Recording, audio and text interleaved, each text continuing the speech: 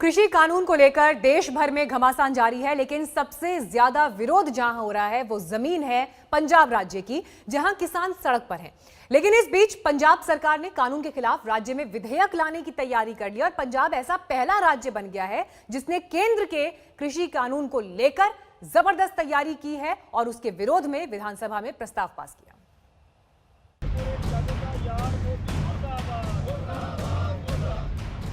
किसान पर घमासान इस कदर मचा है कि केंद्र ने कानून बनाया तो राज्य उसे पलटने पर आमादा है। इनमें से एक राज्य पंजाब है, जिसके मुख्यमंत्री कैप्टन अमरिंदर सिंह ने पहले विधानसभा में किसानों के लिए 3 विधेयक पेश किए। वो विधेयक कानून में बदल जाए, इसके लिए तुरंत राजभवन भी चले गए ताकि राज्यपाल उस पर दस्तखत कर दें। पहला गवर्नर साहब को जाना है, देन इट गोज टू राष्ट्रपति, फिर बिल बनता है। नहीं है then we have the other methods which is the legal methods. अगर कॉन्स्टिट्यूशनल हेड साडे नहीं साइन करेंगे, आई एम होपफुल कि गवर्नर साहब इस ਨੂੰ ਜ਼ਰੂਰ ਧਿਆਨ ਦੇਣਗੇ because it is unanimous and is governor of Punjab and Punjab ਦੀ ਆਵਾਜ਼ ਵਿਧਾਨ ਸਭਾ ਦੇ ਵਿੱਚੋਂ ਆਈ ਹੈ। As governor of Punjab he should do this. Amarinder ने किसानों के हक के सवाल को ऐसे उछाला कि वो पंजाब में किसानों के कैप्टन बन जाएं। लेकिन किसानों के लिए केंद्र सरकार ने 3 कानून बनाए थे। इसके खिलाफ हर नहले पर दहला लेकर कैप्टन आए।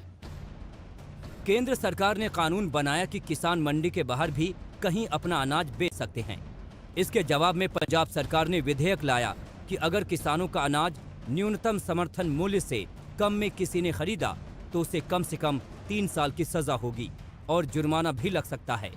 केंद्रीय कानून में कॉन्ट्रैक्ट फार्मिंग में किसानों और कंपनियों में विवाद होने पर एसडीएम तक ही केस लड़ने का प्रावधान है।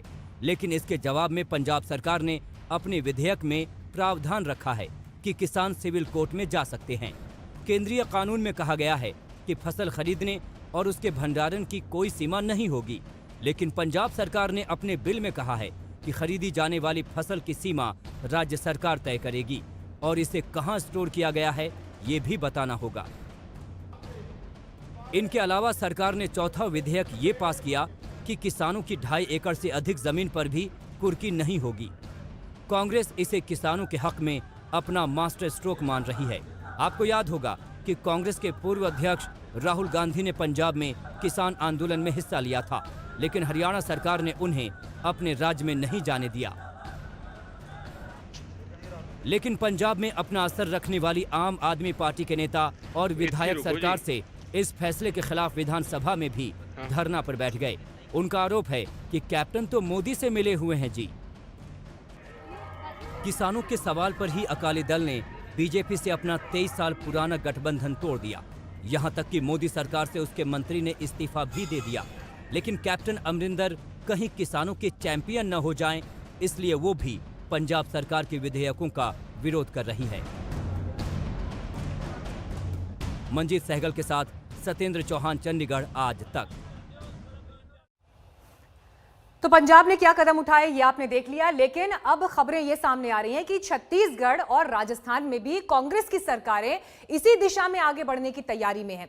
अब सवाल यहां पर यह है कि वाकई इस देश में किसानों की जो दयनीय हालत है उसे लेकर चिंता एक तरफ, लेकिन कौन उसके प्रति कितना ईमानदार है। और दूसरी बड़ी बात जो निकलकर सामने आ रही है वो ये कि केंद्र में बीजेपी वर्सेस राज्यों में कांग्रेस की सरकारें, क्या इस विरोध में किसान पिस जाएगा? इसी पर हम चर्चा करेंगे। हमारे साथ तमाम खास मेहमान इस वक्त मौजूद हैं। बीजेपी से आरपी सिंह जी हमारे साथ जुड़ गए हैं, बहुत बहुत स्वागत है सिंह साहब आपका। कांग्रेस पार्टी से सुरेंद्र राजपूत जी हमारे साथ हैं और हमारे साथ आम आदमी पार्टी से विधायक कुलतार सिंह जी जुड़ गए हैं। आप सभी का बहुत बहुत स्वागत है। और हमारे साथ वरिष्ठ वकील के मनन साहब भी इस चर्चा में जुड़ गए हैं, जो हमें ये बताएंगे कि जब केंद्र ने कानून पास कर दिया है तो राज्य जो दम भर रहे हैं उसको लेकर कानूनी पहलू क्या कहता है। शुरुआत सबसे पहले सुरेंद्र राजपूत जी, मैं आपके साथ ही करूंगी। देश की संसद ने कानून पास किया है, राज्य सरकार उसका विरोध कर रही है, अपनी एक अलग लड़ाई में आगे बढ़ती हुई दिखाई दे रही है। लेकिन सवाल ये कि क्या संसद द्वारा बनाए गए कानून का सम्मान नहीं करती है कांग्रेस की राज्य सरकारें? मीनाक्षी जी, बड़ा अच्छा सवाल आपने पूछा। सच बात यह है कि क्या भारत की सरकार, भारतीय जनता पार्टी किसानों का सम्मान नहीं करती है? क्या भारतीय जनता पार्टी को इस बिल पर चर्चा नहीं करनी चाहिए थी? क्या भारतीय जनता पार्टी को, चलिए कांग्रेस से ना चर्चा करे, राजनीतिक पार्टियों से ना चर्चा करे, क्या भारतीय जनता पार्टी को 245 किसानों के संगठनों से नहीं चर्चा करनी चाहिए थी? क्या अपने साथी अकाली दल से नहीं चर्चा करनी चाहिए थी?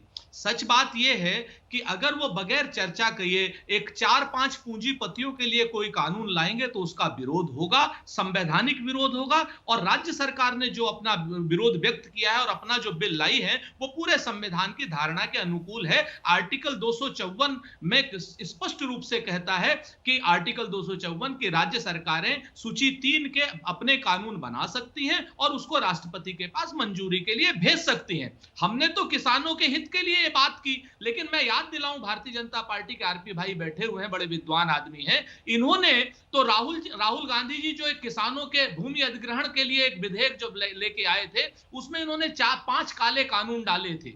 और भूमि अधिग्रहण विधेयक के विरोध में उस समय अरुण जेटली जी ने बाकायदा अपने सारी भारतीय जनता पार्टी की राज्यों से आर्टिकल 254 के तहत ही वो विधेयक बनवाए और उनको राष्ट्रपति के पास मंजूरी के लिए भेजे। तब वो सही था, आज ये गलत है। आज इनके मंत्री मुख्तार अब्बास नकवी कह रहे हैं कि साहब हमें जानकारी नहीं है कानून की, तो तब क्या अरुण जेटली को और भाजपा को कानून की जानकारी नहीं थी? ये लोग बेवजह की बातें करके स्पष्ट रूप से कहते हैं कि साहब हम किसानों के साथ। देश को ये समझाइए, आप चर्चा में हैं, देश को ये समझाइए कि पंजाब सरकार जिस तरह से विधानसभा में प्रस्ताव लेकर आई है वही दम भर रही है अब छत्तीसगढ़ और राजस्थान में सरकारें भी। आगे की लकीर कहां पर तय होगी? क्योंकि केंद्र एक कानून पास कर चुका है, ये ताकत राज्य के पास तो है नहीं कि वो अपना दूसरा कानून ले आएगा। सवाल ये उठता है कि देश के संघीय ढांचे का एक सम्मान होगा, एक सिस्टम है ना देश में, कैसे चलेगा वो सिस्टम? नहीं, आगे आप इसको आप कैसे लागू करवा लेंगे? आप कैसे ये चुन लेंगे कि केंद्र का पास कानून लागू नहीं होगा? मेरी बात तो सुनिए, मैं बिल्कुल सही, आपका गंभीर प्रश्न है, मैं गंभीर जवाब दे रहा हूं। मैंने आपसे बताया कि आर्टिकल 254 के तहत सूची 3 में अगर केंद्र कोई कानून बनाता है तो राज्य सरकार को अधिकार है उस कानून में संशोधन करने का, अपना कानून बनाने का और अपना कानून विधानसभा से पारित करके उसको राष्ट्रपति के पास इंप्लीमेंट करने के लिए भेजने का। और राष्ट्रपति जी उस पर दस्तखत करेंगे तो निश्चित तौर पर वो कानून उस राज्य में लागू होगा। पहले भी ये व्यवस्थाएं चलती रही हैं और हमने संविधान सम्मत और संघीय ढांचे के सम्मान के साथ ये काम किया है, सम्मान के खिलवाड़ के साथ ये काम नहीं किया हमने। किसानों के ठीक है, मुझे लगता है इसमें बेहतर जवाब के मनन साहब दे पाएंगे, उनसे मैं जवाब लूंगी। लेकिन सुरेंद्र राजपूत जी एक बात और क्लियर करिए। एक छवि ऐसी बनती जा रही है देश में कि जब भी केंद्र कोई कानून बना रहा है बीजेपी के विरोध के लिए, कांग्रेस की सरकारें उसका प्रोटेस्ट करने लगती हैं, उसका विरोध करने लगती हैं और ये शुद्ध तौर पर एक राजनीतिक विरोध होता है। हमने सीएए कानून में यही देखा, आर्टिकल 370 के फैसले को लेकर हमने यही देखा। आखिर ये जो तस्वीर और ये जो छवि बन रही है देश में कि विरोध सिर्फ इसलिए किया जाए क्योंकि विरोध करना है, बजाय कि उसकी तह तक और बारीकियों तक जाते हुए, इस पर क्या जवाब है विपक्ष का, कांग्रेस पार्टी? दोनों चीज, हाँ मैं बताता हूं, दोनों चीजों में हमने संविधान सम्मत विरोध किया मीनाक्षी, और दोनों ही चीजें सब जुडिशियस हैं, इस वक्त सुप्रीम कोर्ट में पेंडिंग है। जैसे ही सुप्रीम कोर्ट का निर्णय आएगा आपको जानकर के खुशी होगी कि कांग्रेस पार्टी संविधान के साथ खड़ी थी और भारतीय जनता पार्टी अधिनायकवादी ताकतों के साथ, संविधान तोड़ने वालों के साथ खड़ी थी। ठीक है, हमने ये मनन साहब आप चर्चा में आइए। सुरेंद्र राजपूत जी कह रहे हैं कि उनकी राज्य सरकार के पास तो ये अधिकार है कि वो बदलाव कर सकते हैं, लेकिन आप बताइए कानून क्या कहता है इस पहलू पर? इन्होंने बिल्कुल सही कहा है, कानून बनाने का अधिकार स्टेट के पास होता है, राज्य सरकार के पास होता है।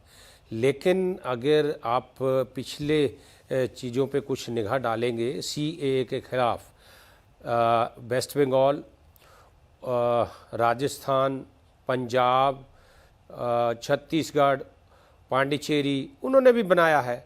लेकिन असली जो मुद्दा आएगा वो ये आएगा, जैसे कल पंजाब सरकार ने 3 विधेयक पास कराए हैं और immediately captain Amarinder Singh ji governor साहब के पास चले गए। अब गवर्नर साहब उन विधेयकों को राष्ट्रपति जी के पास भेजेंगे। अब सवाल ये रहेगा कि अगर राष्ट्रपति जी उन पे नहीं दस्तखत करते हैं तो वो विधेयक नहीं बनेंगे, फिर लड़ाई चली जाएगी कोर्ट में। लेकिन मेरा एक मानना है, चूंकि मैं किसी भी पार्टी विशेष से संबंध नहीं रखता हूं, लेकिन ये स्थिति आज देश में एक अच्छी स्थिति, एक अच्छा संदेश नहीं जा रहा है। चूंकि इसमें मैं नहीं मानता कि अकेले राज्यों की गलती है, केंद्र को भी राज्यों को अपनी सहमति और अपना एक सहमति बनानी चाहिए। चूँकि हर मुद्दे पे, चूँकि ये कन्फ्रंटेशन इस समय देश में बहुत, मैं कह सकता हूँ कि दो पार्टियों में बुरी तरह से चल रही है और जिसके परिणाम दूरगामी होंगे। ये एक संघीय ढांचे के लिए कोई अच्छी चीज़ नहीं है, चूँकि सरकारें पहले भी बहुत रही हैं। अगर आपको याद होगा, वाजपेयी जी ने अपनी जिस समय 98 में सरकार गिर रही थी, भाषण में 2-3 शब्द सेंटेंस कहे थे कि देश में सरकारें आएंगी, सरकारें जाएंगी, पार्टियां बनेंगी, पार्टियां बिगड़ेंगी, लेकिन देश का लोकतंत्र रहना चाहिए, लोकतंत्र मजबूत रहना चाहिए, मजबूत बनना चाहिए। चूँकि हमारे देश का जो लोकतंत्र है पूरे संसार में एक उदाहरण है, लेकिन ये लोकतंत्र के लिए एक बहुत बड़ी खतरे की घंटी है। जिस प्रकार से स्टेट्स और सेंटर में कन्फ्रंटेशन चल रही है। ये बहुत इंपॉर्टेंट लाइन सर आपने यहाँ पर बोली है कि देश के लोकतंत्र के लिए ये केंद्र और राज्य का टकराव कोई बहुत आदर्श स्थिति नहीं है। विधायक साहब आप आइए, कुलतार सिंह जी, आम आदमी पार्टी को ऐसा क्यों लग रहा है? क्योंकि किसान का हितैषी बनने का प्रयास और बयानों में तो वो कंसर्न दिखाई दे रहा है, लेकिन जमीन पर क्या है, आजादी के बाद से ही किसानों की स्थिति क्या है, वो हम सब आंकड़ों के जरिए इस तस्वीर को देख सकते हैं। एवरेज किसान फैमिली के ऊपर 50,000 का कर्ज है देश में, और यही अगर तस्वीर आप देखें आंकड़ों के हिसाब से 6,000 से ज्यादा किसान हर साल जॉब में आ जाते हैं किसानी छोड़कर। सवाल यह है कि अगर एक कानून लाया गया है, आप भी पंजाब में विधानसभा में हैं, आप तो ये कह रहे हैं कि कैप्टन और बीजेपी एक ही पार्टी है, एक ही टीम है, क्यों आपको ऐसा लग रहा है? देखिए, ये कैप्टन अमरिंदर सिंह का काम करने का तरीका ही ऐसा है, और मेरा ख्याल से मोदी साहब ने अगर किसी कांग्रेस के सीएम की कभी तारीफ की होगी तो, या अमित शाह जी ने तारीफ की होगी, तो वो सिर्फ कैप्टन अमरिंदर सिंह है। कैप्टन अमरिंदर सिंह, हम पिछले 17 फरवरी से लेकर आज तक यही बात कर रहे थे कि इसके खिलाफ कोई कार्रवाई कीजिए, हम कुछ करें, स्टेट कुछ करे कि ऐसे कानून आने वाले हैं, लेकिन उन्होंने तब कुछ नहीं किया। अब जब पूरे देश का किसान ये मांग रहा है, पंजाब का किसान ये मांग रहा है कि हमें एमएसपी की लीगल गारंटी चाहिए, इन्होंने दी नहीं है। पंजाब में लीगल गारंटी का मतलब ये है कि हमें आप एश्योर्ड प्रोक्योरमेंट दो। अगर सेंटर एश्योर्ड प्रोक्योरमेंट नहीं देता, केंद्र अगर एश्योर्ड प्रोक्योरमेंट नहीं देता, तो स्टेट गवर्नमेंट करे। ऐसा बिल ये लेकर नहीं आए, बिल एक ऐसा लेकर आ गए, अरे भाई क्या आप कल को ये बोल देंगे कि हमें गवर्नर साहब नहीं चाहिए और लेके आओ? अरे सेंटर ने, केंद्र ने कोई बिल पास कर दिया है, उसको आप कैसे, वो स्टेट की असेंबली उसको कैसे कुलतार सिंह जी, एमएसपी को लेकर जो संग्राम छिड़ा हुआ है, देश के प्रधानमंत्री कह चुके हैं ये व्यवस्था तो जारी रहेगी, इसमें कोई बदलाव नहीं हो रहा है। मंडियों को लेकर हम कोई बदलाव नहीं कर रहे। सरकार के कृषि मंत्री ये बात कह रहे हैं, बाकी मंत्री ये बात कह रहे हैं। क्यों आश्वस्त नहीं हो पा रही हैं पॉलिटिकल पार्टीज और किसान? देखिए, किसी पॉलिटिशियन का बोलना, पॉलिटिकल स्टेटमेंट का बोलना बीजेपी वालों के लिए तो बहुत आसान है। ये तो बोल देते हैं कि हमारा चुनावी जुमला था। अरे हम लोग पिछले 15 दिन से चिल्ला रहे हैं, हम एक रात विधानसभा में भी हमने धरना दिया, वहां पर सोए इसी बात के लिए कि जैसे आपने पिछली बार जो वाटर टर्मिनेशन एक्ट लेके आए थे उसमें लेकुना छोड़ दिया था आप लोगों ने, तो उससे आज पंजाब का नुकसान हो गया। अब हमारा पानी पर फैसला करने का अधिकार सुप्रीम कोर्ट ले गया। इस बार भी ऐसा ना हो। हम लोग चाहते थे कि हमें बिल की कॉपी, ड्राफ्ट की कॉपी पहले मिल जाए तो हम लोग उसमें देख ले, उसको अच्छी तरह स्टडी कर सकें। सिंह साहब से इसका जवाब ले लेते हैं।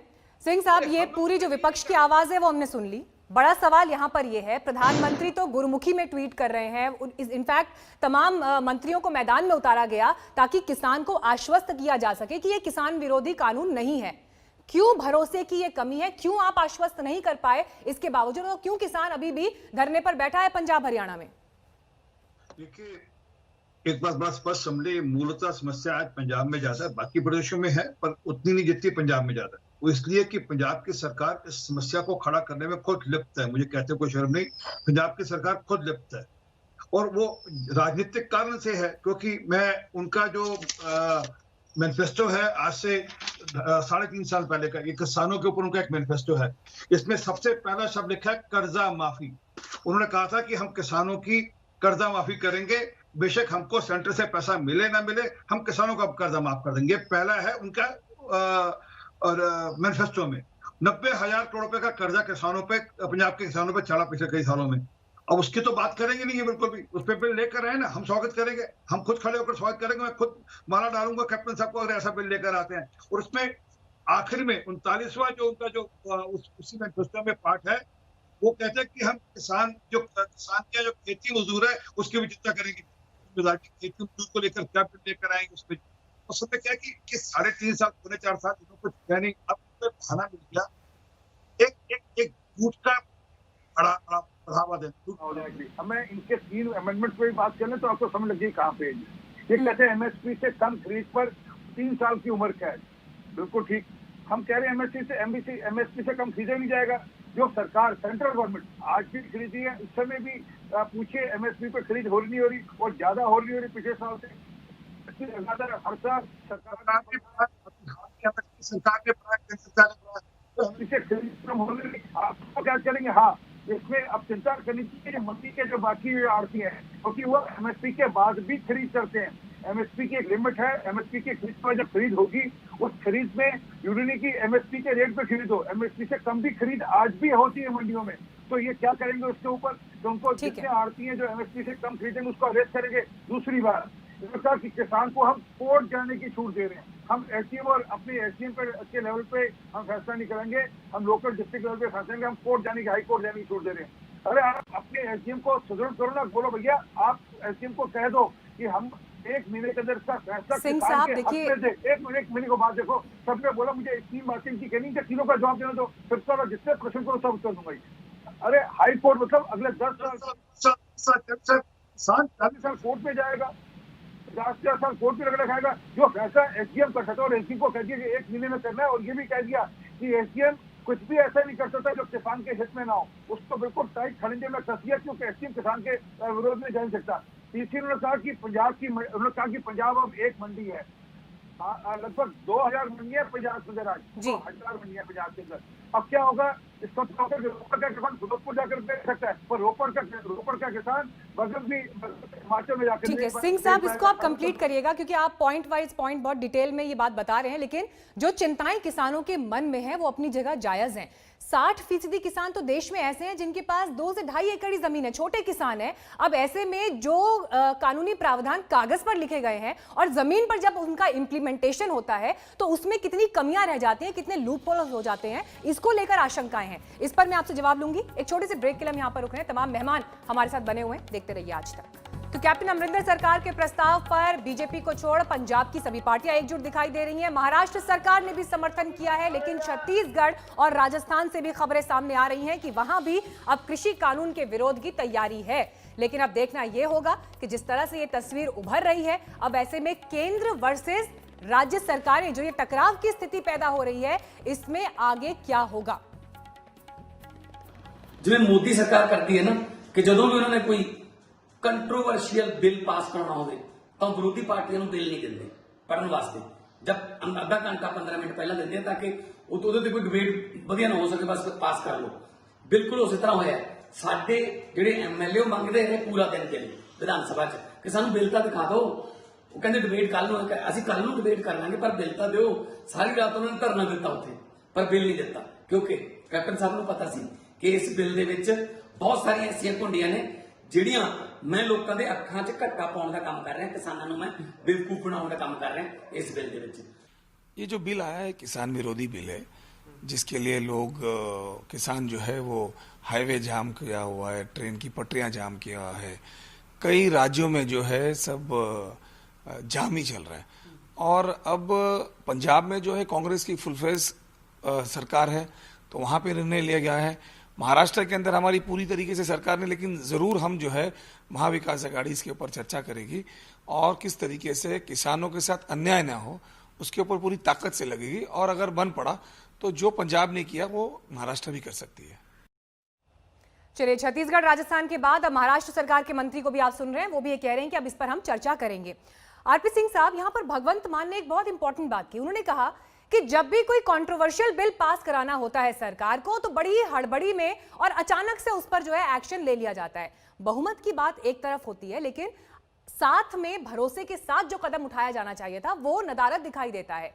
कोरोना काल में जब 90,000 केसेस पर डे सामने आ रहे थे, उस समय में किसान कानून पास कराया गया, और किस तरह से पास कराया गया, किस हड़बड़ी में पास कराया गया, वो पूरे देश ने देखा। और शायद यही वजह है कि किसान इतना आशंकित है आपकी मंशा को लेकर। आपने शायद ध्यान से नहीं सुना, भगवंत मान जी कैप्टन साहब को लेकर गए थे। इस बिल में तो कैप्टन साहब कम से कम 3 बार के साथ चर्चा करने आए। उनके जो सहयोगी मंत्री वो केंद्र में आकर चर्चा करते थे सारे बिल के ऊपर, और राज्यसभा लोकसभा में बिल रातों रात ही दिए। ये वो कैप्टन साहब के विषय में कह रहे कि बिल दिखाया नहीं हमको। मैं आपसे लेकिन लोकसभा और राज्यसभा के पर्सपेक्टिव में कह रही हूँ। मैं उसकी बता रही हूँ। मैंने कहा कैप्टन साहब खुद यहाँ पर आकर चर्चा करते रहे। सुखबीर सिंह बादल ने तो इस बिल की गुणगान किए थे। इसमें क्या वहाँ चुनाव है, आप समझिए वहाँ चुनाव। और मैं एक विषय मेरी पिछली बात में आपकी से छोड़ दिया, मैं ये क्योंकि तीनों विषय जरूरी है, किसानों को समझना, आपका प्रोग्राम किसान की सुन के उनके लिए समझना जरूरी है। इसलिए एक विषय और जोड़ा कि जमीन कुर्की नहीं होगी। मुझे बता दीजिए जो 3 बिल पास हुए उसमें कहाँ लिखा गया है कि किसान की जमीन कुर्की होगी या नहीं होगी, या किसान की जमीन के ऊपर तो कहा गया कि सिर्फ जो किसान से फसल उपज तक की सीमित है उसका मामला, उसकी जमीन से कहीं कुछ लेना देना नहीं है। इन्होंने उल्टा और नुकसान कर दिया, कहकर 2.5 एकड़ के ऊपर की जमीन कुर्की नहीं होगी। अरे सर, आप तो किसान के पैर पे कुल्हाड़ी मार रहे हो। आज उनकी मीटिंग है किसानों की, आपको किसानों का समय लग जाएगा किसान का पक्ष ले रहे हैं, विरोध ले रहे हैं। असल में क्या है कि राजनीति मिलाकर 1 साल पर बचा चुनाव में, उसके चलते हुए ये राजनीतिक रोटियां सेक रहे हैं अपनी, और किसान का यूज कर वोट बैंक की राजनीति। Meenakshi, allow me to. जी, मैं आ रही हूँ आपके पास सुरेंद्र राजपूत जी, लेकिन आरपी सिंह जी, एक सवाल मेरे जहन में भी है, क्योंकि मैंने खुद इस शो को करने से पहले कई ऐसे किसान परिवारों से बात की जो परेशानी में इस वक्त जी रहे हैं। बहुत सी आशंकाएं उनके मन में भी थी। जहां तक बात आती है एमएसपी की, एमएसपी को लेकर आप लगातार इश्योर कर रहे हैं, लेकिन इसी देश में किसानी से जुड़े आंकड़े मौजूद हैं। एमएसपी मिलता कहाँ है? उससे कम में मजबूर हो जाते हैं ना बेचने के लिए। बिहार में अगर मक्का उगता है, अगर बिहार में मक्का उगता है, 1850 रुपए उसका पर क्विंटल दाम है, तो 700-800 रुपए में बेचने को भी मजबूर है ना किसान। व्यवस्था देखिए, यहां पर लूपहोल व्यवस्था को लेकर है। एक छोटा किसान जो खेती कर रहा है, मानिए उसने किसी कॉन्ट्रैक्ट पर खेती अब उठाई है, एक बिजनेसमैन उसके साथ जुड़ा हुआ है, उसने फसल उगाई, लेकिन जिस समय फसल को बेचने का समय आया, किसी तरह की गड़बड़ी अगर कारोबारी की तरफ से हो जाती है, वो फसल खरीदने से इनकार कर देता है, किसान कहां जाएगा? किस पुलिस स्टेशन जाएगा? किससे शिकायत करेगा? किस एसडीएम के पास जाएगा? एक छोटा किसान, उसके पास क्या इतना पैसा भी है कि वो एक देश के एक कोने से देश के दूसरे कोने में अपनी फसल बेचने जाएगा? और उसके पास क्या इतनी फसल है जो वो बेचेगा? आरपी सिंह जी, ये आशंकाएं हैं किसानों के मन में। मैं आपके सारे प्रश्नों को उत्तर दूं एक एक करके। आपने कहा एमएसपी की बात आपने बिल्कुल ठीक की। मैं तो चाहता हूँ इन्होंने सिर्फ 2 बिलों के ऊपर जो नया बिल लेकर आएंगे कैप्टन साहब अपनी तरफ से, क्योंकि वैसे तो वो बिल ठीक नहीं है, कानूनी तौर पर वो ठीक नहीं है। तो जो लिखा है सिर्फ कनक और धोने के ऊपर लेकर आए, तो कनक और पैडी 22 फसलें हो रहे हैं। वो वहाँ का किसान क्या कपास नहीं उगाता? वहाँ का किसान क्या सूरजमुखी नहीं उगाता? क्या उन पर क्यों नहीं लेकर आते एमएसपी? उससे क्यों लिखते हैं केंद्र को कि आप एमएसपी की खरीद इन फसलों पर भी करें? नहीं करेंगे, क्योंकि उनकी राजनीति नहीं बनती। उनकी राजनीति क्योंकि सिर्फ इसलिए किसान वहाँ पर इसी में उलझा रहे, वो डाइवर्सिफाई करे ही ना, वो अल्टरनेटिव क्रॉप पे जाए ना। अगली बात आपने कहा एमएसपी, मैं उसको मानता हूँ कि एमएसपी की खरीद एक लिमिटेड खरीद है, क्योंकि सरकार की एक लिमिटेड रिक्वायरमेंट रहती है। एमएसपी सरकार एमएसपी को खरीदती है, क्योंकि पीडीएस सिस्टम जब तक है, जब तक एमएसपी जिसमें से नहीं जा सकती, तो गरीब आदमी को जो राशन है वो सरकार उसमें गेहूं और चावल देती है, इसलिए वो किसी कीमत पे नहीं जाएगा। उसमें अब दालें भी देनी शुरू कर दी। तो इन फसलों पर कभी एमएसपी या किसी और फसल पे एमएसपी जिस पर सरकार की घोषणा जाएगा, जवाब दीजिए। एक मिनट, ठीक है, वो आपको कुछ काउंटर करना चाह रहे हैं। एक तो पहली बात, आरपी सिंह जी यहाँ पर बिल का विरोध कर रहे हैं पंजाब वाले का, तो पंजाब में भारतीय जनता पार्टी के जो विधायक थे उन्होंने विरोध क्यों नहीं किया? वो उठ करके क्यों चले गए? वो तो कह रहे हैं कि साहब हमें कुछ कहना नहीं है। तो अब विरोध में अगर वो थे तो वहां बोलना चाहिए था। पूरी विधानसभा ने सर्वसम्मति से बिल पारित किया, तो क्या भारतीय जनता पार्टी 2 हैं, एक पंजाब में एक केंद्र में? नंबर 1। नंबर 2, जो सबसे बड़ी बात है, कहते हैं ना कि बादलों के दरमियान कुछ ऐसी साजिश हुई, मेरा घर मिट्टी का था, मेरे ही घर बारिश हुई, जो उनकी भी जिद है वहीं बिजलियां गिराने की, तो तो मीनाक्षी हमारी भी जिद है वही आशिया बनाने की। ये किसान को गुलाम बनाना चाहते हैं। आप देखिए, आपने मक्के की बात की, रिपीट नहीं करूंगा। उत्तर प्रदेश में धान 800 से लेके 1000 रुपए में बिक रहा है, 1800 रुपए एमएसपी है। और ये सारा खेल ही आरपी सिंह जी ने सच बोल दिया कि ये सारा खेल ही पीडीएस को खत्म करने का है। इसीलिए ये सवाल उठाया गया सुरेंद्र राजपूत जी, इसीलिए सवाल उठाया गया। लेकिन देखिए, ये भी एक सच है इसी व्यवस्था में, इसी देश में ये भी एक सच है कि सरकारों से इतर, देखिए हर पार्टी ने राज किया, केंद्र में भी और राज्यों में भी हर पार्टी ने राज किया। लेकिन दिक्कत ये है कि किसानों के हित की बात तो होती है, लेकिन जमीन पर वो असर क्यों नहीं दिखाई देता? क्यों किसान आखिर कर्ज के बाद आत्महत्या कर लेता है? आंकड़े मौजूद हैं, हमें बोलने की जरूरत नहीं, आंकड़े सच बताते हैं इसको लेकर। कुलतार सिंह जी को लाइए चर्चा में। कुलतार सिंह जी बोलिए। मीनाक्षी कुलतार सिंह जी,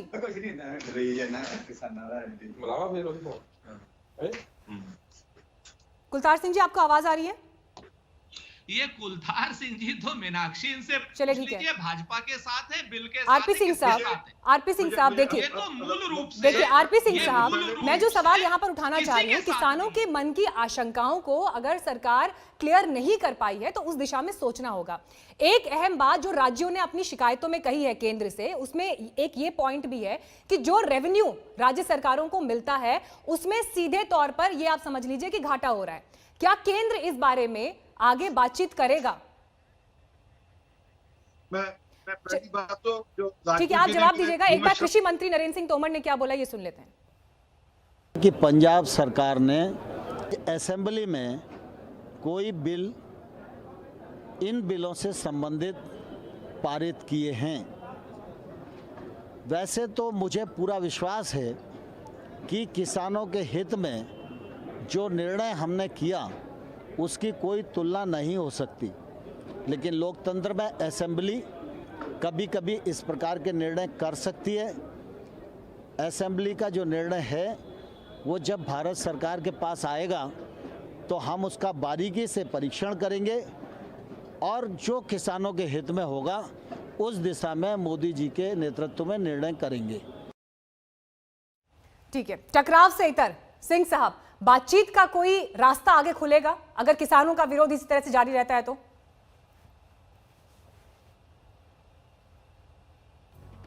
आरपी सिंह जी। राजपूत जी ने कहा कि मैंने कहा कि बिल्कुल नहीं कहा, मैं देश में पीडी सिस्टम लागू रहेगा और जब तक पीडी सिस्टम लागू रहेगा, जब तक एमएसपी रहेगा, पीडी सिस्टम कैसे चलेगा? देश के गरीब आदमी को कैसे अन्न मिलेगा? ये तो आपकी सरकार की कृपा करके 2019 का कांग्रेस का मैनिफेस्टो पढ़ लो, चाहिए 2017 का कांग्रेस का मैनिफेस्टो पढ़ लो। अरे एक बात तो अपने मैनिफेस्टो की लागू कर लो, अपने मैनिफेस्टो से आप मुनकर हो रहे हो। अगली कृपा कर किसानों को बेकाओ मत, और हम किसानों से बातचीत कर रहे हैं। हम ठीक है, लगातार हमारे नेता बातचीत का रास्ता खुला हुआ है। के मनन साहब, मैं फटाफट एक रिएक्शन आपसे चाहूंगी, उसके बाद इस बातचीत को खत्म करेंगे।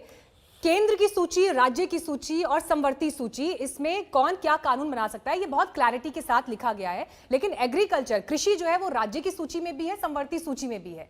कानून क्या कहता है इस मामले में? क्या इस पे आगे हो सकता है? मैंने आपको पहले ही बता दिया है कि देखना यह है कि करंट लिस्ट में है या सेंट्रल लिस्ट में है, नंबर 1। नंबर 2, मैं कुछ और कहना चाहता हूं आज। मैं पूछना चाहता हूं, आरपी सिंह जी मेरे बड़े घनिष्ठ मित्र हैं, मैं ये पूछना चाहता हूं, हर चीज की कैबिनेट कमेटी है, चाहे डिफेंस की है, फाइनेंस की है, क्या न्यूनतम कीमत की कोई कैबिनेट कमेटी है? न्यूनतम कीमत कौन तय करता है इस देश में कृषि की? है कोई? नहीं है, नहीं है, मैं बताता हूं आपको। दूसरा, इस विधेयक में जो सेंट्रल का विधेयक है, सबसे बड़ी खामी ये है कि जो एसडीएम को पावर दी है, ना कि सिविल कोर्ट को दी है। एसडीएम तो एग्जीक्यूटिव में आता है। तीसरा, अभी मैंने जब रात से फ़ोन आपका आया इस चैनल पे मुझे आने का, तो मैंने लोगों से पता किया। मैं बता देना चाहता हूँ कि मैं किसान का बेटा हूँ, मैं पंजाब से हूँ। सिवाय धान की बाकी जितनी भी फसलों की कीमतें औने पौने दांव पे अब खरीदी जा रही हैं। इसलिए मेरा निवेदन है कि एक सबको पता है इस देश में 2/3 जो मेजॉरिटी है वो किसानों की है। खेत खलिहानों से होकर इस देश की तरक्की निकलती है, लेकिन किसान आज पंजाब का चाहे हरियाणा का हो, पंजाब का किसान देश की ज़्यादातर देश को पूरे को गेहूं से सींचता है। आटा देता है, अनाज देता है। किसान के साथ बैठो, उनके साथ बात करो। कृषि मंत्री तो मिले भी नहीं है, कैबिनेट कृषि ये बड़ी बात आप के जो मनन साहब सेक्रेटरी यहाँ है, पर उनके कह पास रहे हैं भेज और दिया। हमारी भी ये कोशिश है कि देश का जो किसान है वो चाहे केंद्र में या राज्य में किसी की भी सरकार हो, किसान किसी सरकार का गुलाम नहीं है। और ऐसे में अगर किसानों के मन में जो चिंता है, जो आशंकाएं हैं, उनका समाधान हर बातचीत के विकल्प से या जिस तरह से भी किया जा सकता है, उसके लिए राज्य और केंद्र दोनों को ही प्रयास करने की जरूरत है। इस चर्चा में जुड़ने के लिए आप सभी का बहुत बहुत धन्यवाद। वक्त हमारे लिए ब्रेक का है, खबरों का सिलसिला आगे जारी रहेगा। नमस्कार, मैं हूं अंजना ओम कश्यप। हमें उम्मीद है ये वीडियो आपको पसंद आया होगा। लेटेस्ट खबरों के लिए यूं ही देखते रहिए आज तक, और इस वीडियो के पसंद आने पर लाइक, शेयर एंड सब्सक्राइब करना ना भूलें।